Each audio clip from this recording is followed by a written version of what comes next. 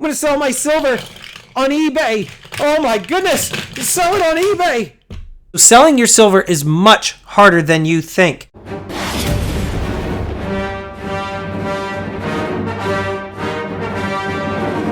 Hey, I'm the Stacking Stormtrooper. If you're new to the channel, I'm not a financial advisor. I'm a guy in a bucket talking about precious metals. So make sure you hit the subscribe button, get the bell notification clicked, and that way you get updated with any new content. Since 2008, I've been buying precious metals, and over the last few years, I've conducted thousands of transactions with buyers both on YouTube, Instagram, and in person. I do know what I am doing. So selling your silver is much harder than you think. In this video, I'm going to explain to you why that is and some of the factors that you need to keep in mind and why you really need to know your exit strategy right now. Many people within the stacking community think that the gold-silver ratio works, and maybe to some degree it might work for them. The one thing that I have said in the past is that the gold-silver ratio does not work exactly like everybody thinks that it does. So many stackers within the stacking community think that they are going to take 50 ounces of silver when it hits 50 to 1, trade that in for 1 ounce of gold. It does not work that way. And I have said this before, and I'm going to continue to say it. Some people are going to comment in the comments below and say that they've done this 9 times over the last 37 years that they've been stacking, and it does work. I'm not saying that it doesn't work when the ratio closes. Yes, you're going to be able to get maybe a little bit more gold than you typically would, but what a lot of people think that they're going to do is that they're going to actually just take 50 ounces of silver and go to the coin shop and say, here's my 50 ounces of silver. I would like 1 ounce of gold. It doesn't work that way. Why am I saying this? Well, first of all, I have experience buying and selling silver and gold. I've been doing it for a while now. And it doesn't work the way that everybody thinks that it does. First of all, you have to remember, if you're going to sell your silver and gold, you have to think as to where you're going to sell it for the maximum profit, right? That's common sense. You're going to do that no matter what, right? You want to sell your silver and your gold for the maximum amount of profits. But you need to know where that is going to be. You need to know where you're going to sell your silver and gold. You cannot just assume that you're going to go to a coin shop that you've been doing business with for 10 years and you're just going to sell your silver at 50 an ounce to the 1 ounce of gold, and when the ratio hits those numbers, you're just going to sell it to them for an even swap. It doesn't work that way. You might think it does, but you need to put it into actual action. There's not a lot of people in the stacking community who are actually practicing what they are saying they are going to do. They have a plan, but it doesn't mean that it's going to be executable like they think it is. I've been doing this for quite some time. I've been buying precious metals since 2008, and I've been actively selling and buying precious metals since 2017, conducting thousands and thousands of transactions. I know what I'm talking about. The first thing is this, guys. Number one, you need to know where you are going to sell your precious metals. That is first and foremost, right? And so you've got your options like your local coin shop, you've got the pawn shops, you've got the We Buy Gold places, we have Facebook, Craigslist, Letgo, Instagram, YouTube. You have a lot of options at your disposal. So your key is going to be finding which of those is going to be the most lucrative for you. So selling to a local coin shop, there's some benefits. I've done it. I still continue to do it. The benefit of selling to your local coin shop is that you're going to get your cash quickly. Okay? They have it on hand. They can pay you relatively quickly. And it's a quick, easy transaction. You take your silver or your gold, you say, here, what are you going to give me on this? You haggle with them a little bit, and then they give you your money, and that's it. You're done. Very easy. The one thing, though, that you need to factor in is when you're going to the local coin shop, they are going to most likely offer you spot or below spot on both your silver and your gold. And a lot of you are like, no, the American Silver Eagle, it carries such a high premium. I'm going to get that premium back. You're going to get that premium back if there is a shortage of American Silver Eagles. When we see the spot price climbing and you can't get your hands on an American Silver Eagle, the coin shop, yeah, maybe they'll offer you a couple dollars over spot to buy some American Silver Eagles because they know that they're going to be able to flip them for a relatively high profit. Other than that, if there's an abundance of American Silver Eagles, you're not going to get a couple bucks in premium for your American Silver Eagle. Most local coin shops look at American Silver Eagles as an ounce of silver. Well, what about the low mintage fat obese panda, the morbidly obese panda from 2017? They don't give a rat's behind. They're going to offer you spot or below spot. A lot of local coin shops don't give a rat's behind whether or not the coin has a high premium, like the Zeus coin or the Queen Anne's Revenge or the Royal Fortune or the Horseman of the Apocalypse. It doesn't matter to the local coin shop. They're basically buying and trading on the cost of silver and gold based on the spot price. So you got to keep that in mind. The thing is with the high premium coins like this you're going to have to sell somewhere else in order to get your money out of them. You're going to have to sell these either on like a Let Go or an eBay or what have you in order to get your money out of these. So selling your silver to a local coin shop, you'll get your money quickly, but you're not going to get the high premiums or the profits that you were thinking you were going to get.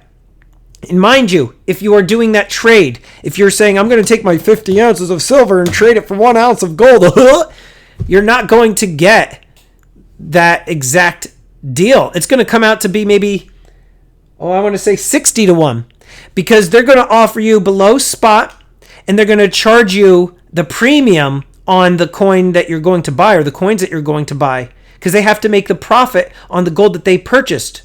So you're going to be offered less for your silver than you're thinking, and you're going to be paying more on the gold. So that ratio that you're banking on, that you're hoping for, please let it hit 50 an ounce so I can trade it.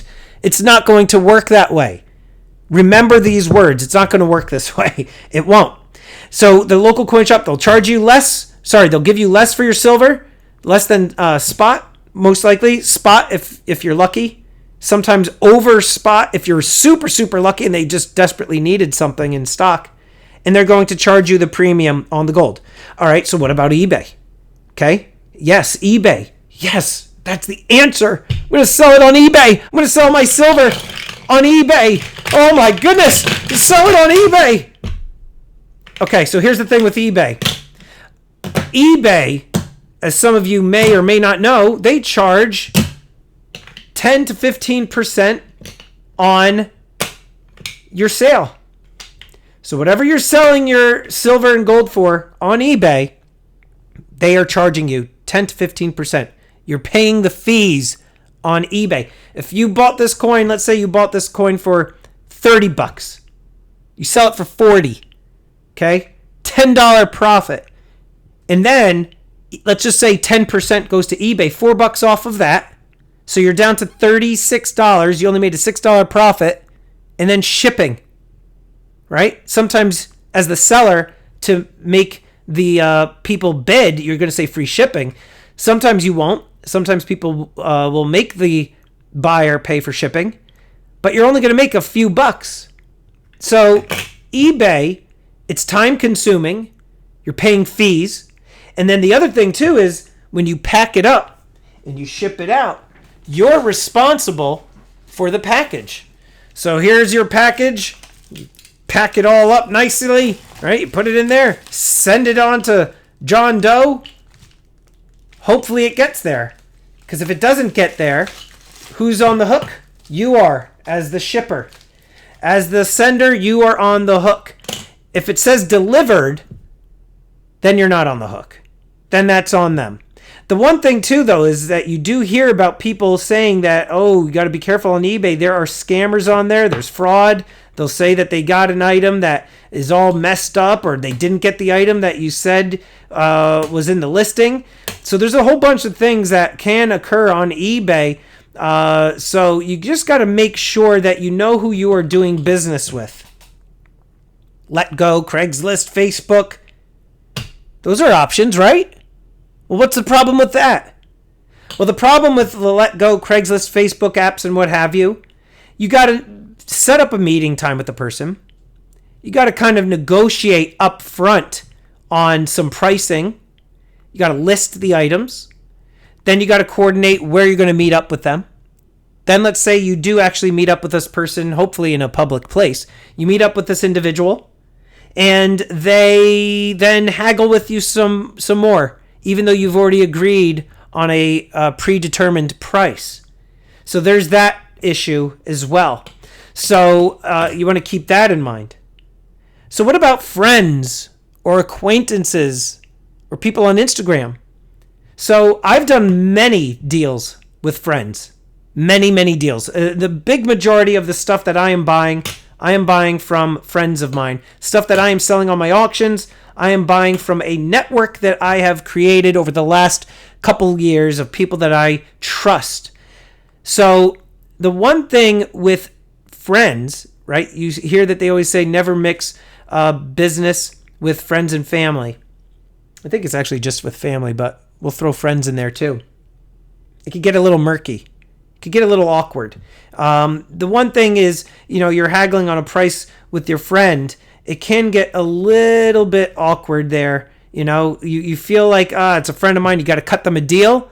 But at the same time, you're like, wait a minute. I'm their friend. They should be paying me top dollar for the items that I'm selling them, right? So you got to remember too, if you're dealing with a friend, you're going to have that little bit of awkwardness within the conversation. So what is the whole point of this rambling on? For those of you that have made it this far, guys, it is not as easy as you think it is to sell your silver, okay? Selling your silver is not easy to do. It's in theory, yeah, it's easy just to take it to a store, sell it, get your money. Sure. But when you are actually trying to get the most money possible, it takes time.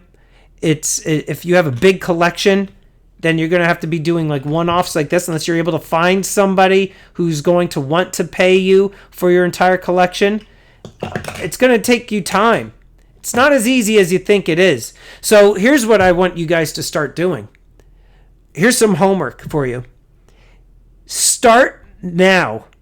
Right now. If you have no intention whatsoever of selling your metals, I want you to start today and really start thinking about who you're going to sell your silver to. Who are you going to sell your gold to? What prices will the markets need to be at for you to do that? And who or where are you going to sell it to? I would recommend that you start going to a local coin shop near you. If you don't already go to a local coin shop, I would recommend that you start going in there, start developing a relationship. You might be able to get a little bit more when you go to sell your items to that coin shop owner if you're doing business and showing your face and building that rapport.